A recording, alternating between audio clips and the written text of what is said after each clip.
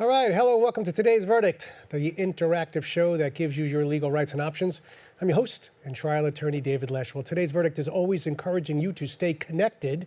Make sure to tweet me at David Lesch and hashtag Ask Today's Verdict if you have a question, and check us out at bronxnet.tv. Currently, more than 300,000 New Yorkers are on the autism spectrum. A new bill will require special training for the NYPD to enhance awareness, understanding, and providing interpersonal skills to safely respond to emergencies. Here to tell us more is Councilman Eric Dinowitz. Eric, first time to the show. Thanks for being here. Thanks for having me. It's really exciting. This is my first time on the show and first time on BronxNet. Well, is that true? It's my first time in the studio. Well, there's no better show than starting out Today's Verdict. I'm glad to be here. Talk about a little bit of you. You were a special education teacher. I was. In fact, I taught in the adjacent building at the Walton campus and over at the John F. Kennedy campus, right here in the Bronx, children with disabilities. So you know firsthand how difficult it is to be, first of all, to be a parent of one of these children, and how hard it is for the children themselves just to be able to manage their day-to-day. Yeah, I think that's one of the first things I learned was that, you know, the students with disabilities walk around, they know they have a disability, they see their peers doing things that they struggle to do. And you're absolutely right, being in a family, the parent of a child with a disability is a real challenge. And that was a lot of the work that I did as a teacher, and a lot of us teachers do, is working with the family to do what's best for the kid. Well, it's a very rewarding job, and maybe it led you to this particular legislation that we're talking about today, making sure the NYPD is a little more sensitive to dealing with those who are on the spectrum. And I guess my first question to you is, was there a particular impetus for this legislation? Was there one particular, adult that was manhandled in a bad way? What would you think? Or has it just been an ongoing issue that I think it's time to be addressed? I think we talk a lot about diversity in the council. Yeah. One of the things we don't talk about is diversity of what our families look like in the council. And person after person in the council, when they voted on this, said, I'm really happy to vote for this. My nephew, my cousin. Everybody has somebody, right? Yeah, and the sponsor, the lead sponsor of this bill, Mercedes Narcisse, really obviously spearheaded this and speaks very passionately about the need that very often the police are the first to a scene when there is some sort of crisis. And we want the very first people on the scene to make sure that they have the training to handle the situation most appropriately so that everyone remains safe. Now, from what I know of the disorder, a lot of times the individuals, they can't respond back to you, they don't look at you, they don't like being touched. There's a whole host, I guess, of issues that the NYPD really needs the training. Who's going to train them into the, I think you're touching on something very important for us. We love to put things into boxes, and we love to define disabilities, and to some degree it's important to do that, but being on the spectrum is just that. It's a spectrum, and it looks different ways to different people, and it feels different for people who are on the spectrum, and that's where the training comes in. I think you're right. There are some who are nonverbal. Yeah. There are some who, for whom different stimuli affect them differently. And of course, in one of the most high-profile and most heartbreaking cases was the case of Elijah McClain a few years back, where he was on the spectrum. Someone called the cops because he was wearing a mask. This was before COVID. And the police, you could see it in the video, immediately became very aggressive with him, and I think in about 9 seconds had him on the ground and told him to calm down and relax. I mean, no one's going to calm down if someone's arms are around their throat and they're on the ground. But the EMTs were also not kind of aware of the way we're supposed to talk to people and treat people, particularly people on the spectrum. And so that's why the training is important, so that our NYPD, again, those people who are typically first to respond when there's a crisis, know what they're looking at, know how to approach a situation so that we all remain safe. Well, in terms of the range itself, because there is such a range, I just wonder who's going to train them for this, because psychologists and psychiatrists spend years understanding each individual patient who, has autism or is autistic. you just wonder, how these NYPD candidates, cadets, or who are right out of school, basically, are going to be shown the way to understand that this person I'm dealing with is on the spectrum. I mean, it's not like they say to the officer, by the way, I have autism, can you please treat me differently? They're not going to say that. I just wonder how someone's going to be trained to see that. Yeah, it's interesting. If you go to the certain autism advocacy organizations, they'll often say some tips.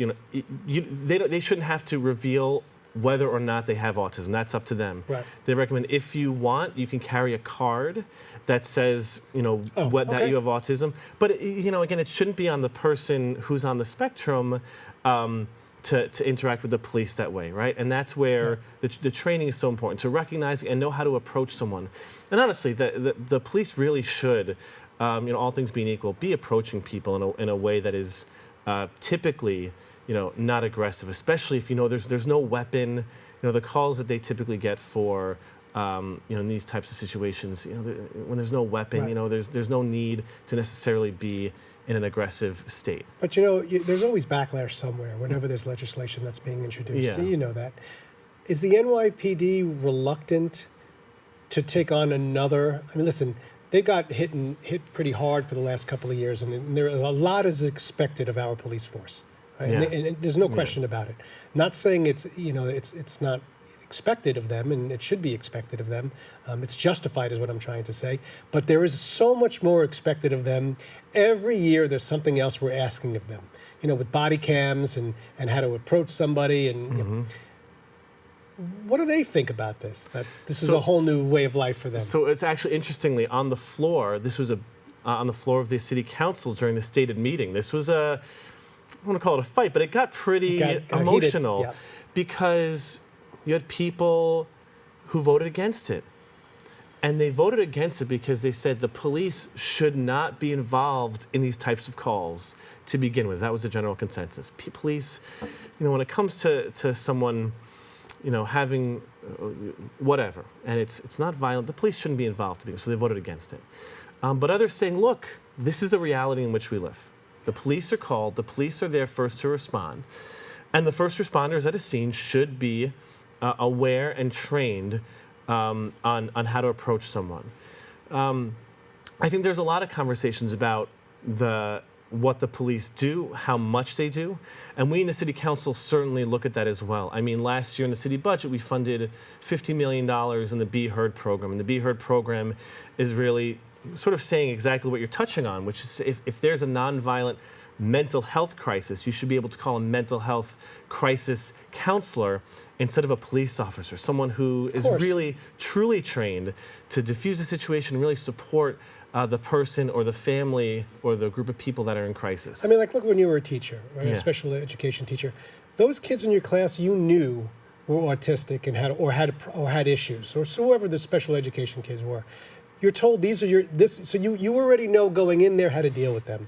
It isn't like you're given a class and you have to decide how much of the class is special needs or needs help and how much of the class. So it's different. You knew it already. Well, and I guess that's what I'm trying to say. Yes and no. I mean, just because a child has a disability doesn't mean they're going to have an emotional crisis. Right. And just because a child doesn't have an IEP,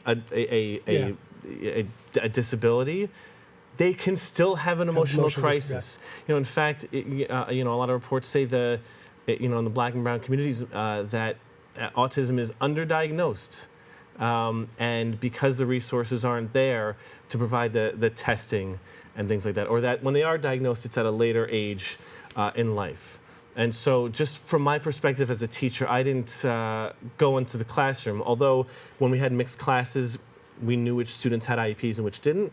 I didn't go into a classroom labeling my students because the label doesn't always match what they need. Right. Again, just because you don't have a labeled disability doesn't mean you're not going to have an emotional crisis. Are there other groups next that you think that might be afforded some special attention that the NYPD should be looking at? And it's a tough question because there are so many other groups that need a little more handling? Yeah, I mean, we talk about this. It's in the holistic sense. Right. Students, or people with Right. on the autism spectrum, so people with emotional needs, really anyone facing an emotional crisis. We talk about hate crimes and cultural competency. That's been a huge discussion, especially in a council as diverse as ours. So there is certainly a lot more work to do.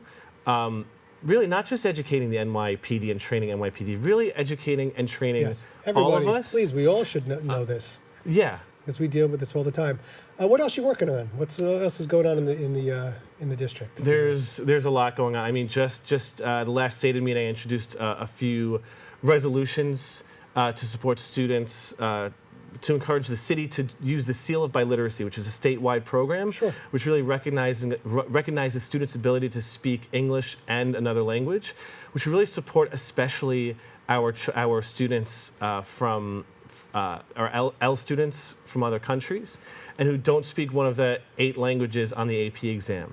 And I'm excited about this because it was actually written in conjunction with 2 college students as part of a program. So I'm very excited about this.